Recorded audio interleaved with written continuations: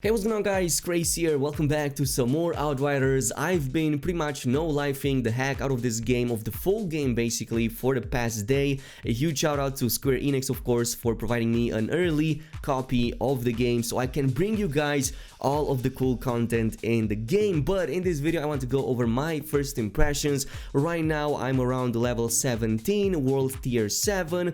It's getting pretty difficult, I'm not gonna lie, but I also want to go over some really awesome new additions that we haven't seen in the demo, neither in the old trailers, especially when it comes to these new side activities like the wanted posters and of course the monster hunts, which in my opinion are right now some of the most rewarding side content that you can do in Outriders. So without further ado, let's jump right into it. Anyway, right off the bat, before you start playing, I definitely recommend going ahead and changing a few settings, as the full game contains a few new additions that the demo did not have in this regard, especially when it comes to those cinematic frame rates per second. I definitely recommend setting these at the minimum of 60, but you can definitely go up to the maximum of 120, which is going to make them that much smoother. On the same note, I would also suggest you go ahead and reduce that camera shake sensitivity also in the gameplay settings.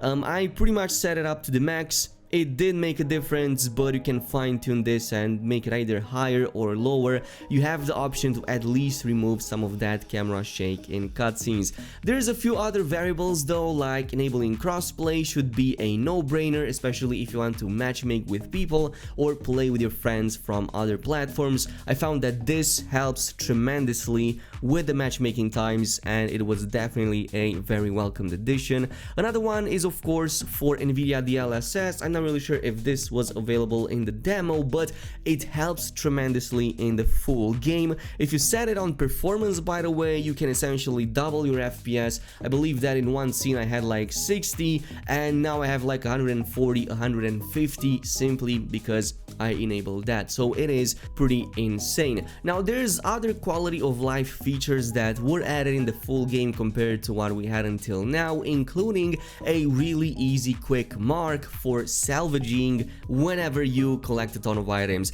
So right now, beneath the item slots right there, you will notice that there's a quick mark selection which lets you filter by rarities. For example, if you have a ton of uncommons that you want to mark for deletion really quickly, you can do so with only a press of a button, and the same goes for epics and rares and pretty much anything else in between, with the exception of legendaries of course. So really helpful, and it's gonna make dismantling and selling that much easier. But let's get started of course with a first look at content that we haven't seen before, starting of course with our mobile truck or mobile base, which you get access to immediately after the video in the demo happens and you get to go into the second zone. So there's a few cool things you can control over this. It's way more extensive than I thought, and you basically have control over the customization on the front bumpers, the hood, the trailer, rear bumper and the wheel cover. And chances are that you already uncovered a ton of these by simply playing the free demo, and at this point I already had at least a handful for each of these categories. But it gets even wilder later on in the game when you get to unlock the higher level accolades, and there's some really awesome customization options for this truck. Now it doesn't change too much because this is just like something that you use when you transition to a new zone. That's pretty much it, but you know what, you're gonna do it in style and I really like the way this looks.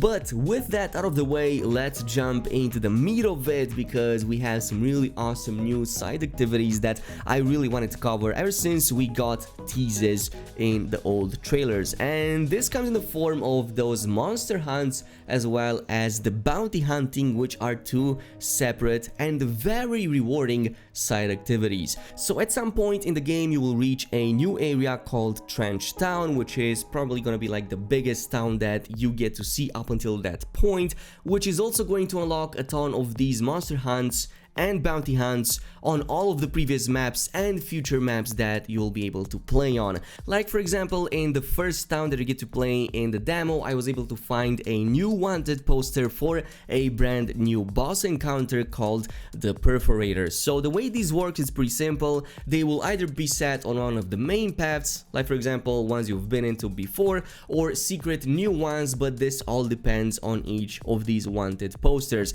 So once you reach that point, you're going to have to fight with the main boss, which in this case was summoning a ton of abilities. They seem to be way more threatening and deal way higher damage than anything else up until that point, and they also seem to be surrounded by a ton of other elites, so you have to be careful with that. But because I was having a pretty decent build with my trickster, I was able to make really quick work of the boss. It didn't take more than a bubble to take him down, and from that point on, all I had to do was take down the rest of the enemies and the elites that spawn. So maybe be careful with how you engage, because you can definitely get downed if you're not too careful. Now this boss doesn't seem to drop anything, at least in this case, and that's because you will have to get the rewards from giving in this mission. Now to give in this mission, you basically have to take down the boss, so you have to execute it pretty much, and then go back to the trench town, which is where you will have to talk to this NPC right here. And once you do that, you're going to be able to give in whatever bounty is that you resolved,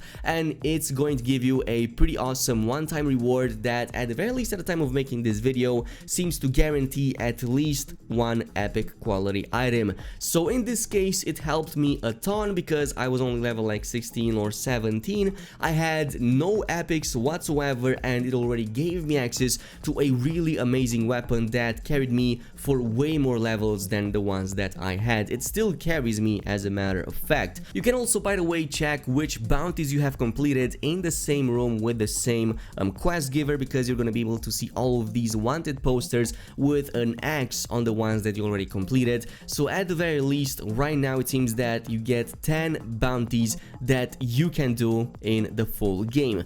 But this brings us to the even more challenging and way more rewarding monster hunt, which starts similarly to the bounty hunts, as in you head over into the wild and you might encounter one of these creature carcasses that you have to interact with, which is going to set you on the path towards that creature's hideout. So in this case, I was fighting what I believe is called a cold claw, which you encounter in the Snowy Peaks area. I believe it's like the third area you get to play into, but essentially it follows a similar route as before, as in you have to infiltrate its hideout, take down all of the ads and the swarm of enemies incoming, and eventually the big boss will actually spawn at the end of it. So it's actually a pretty cool encounter because I haven't encountered other like flying enemies up until this point. So what I did is I just tried taking it down while trying to evade as many of its attacks as possible. It's either going to shoot stuff at you or even try to like slam down at your position. So what I recommend in this case is to constantly be on your toes, but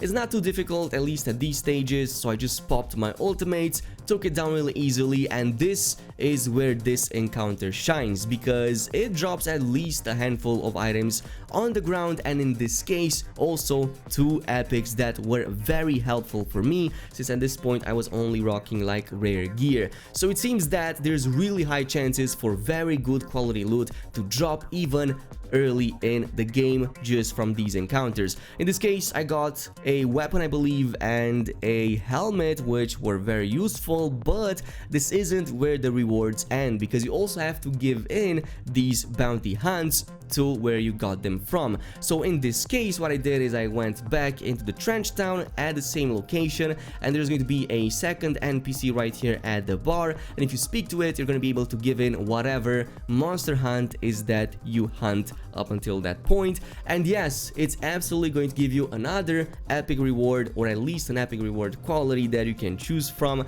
Again, only one time, but it can be extremely useful since it's at least like 4 or 5 levels over your current level. So yeah, there's definitely a ton of ways to farm really awesome loot in the game. It seems that right now the game feels very rewarding once you reach a certain point, like level 15 and above, and and epics just start dropping left and right depending on what content you complete, of course. So there's gonna be definitely a ton more content like this on this channel. Again, I've been playing game for pretty much the past day or so, having a ton of fun in it, and there's a ton more that I have ready for you guys right here on this channel. So if you want to stay up to date with everything Outriders related, definitely make sure you leave a like on this video, subscribe and activate the notification bell, and I'll see you guys in the next one.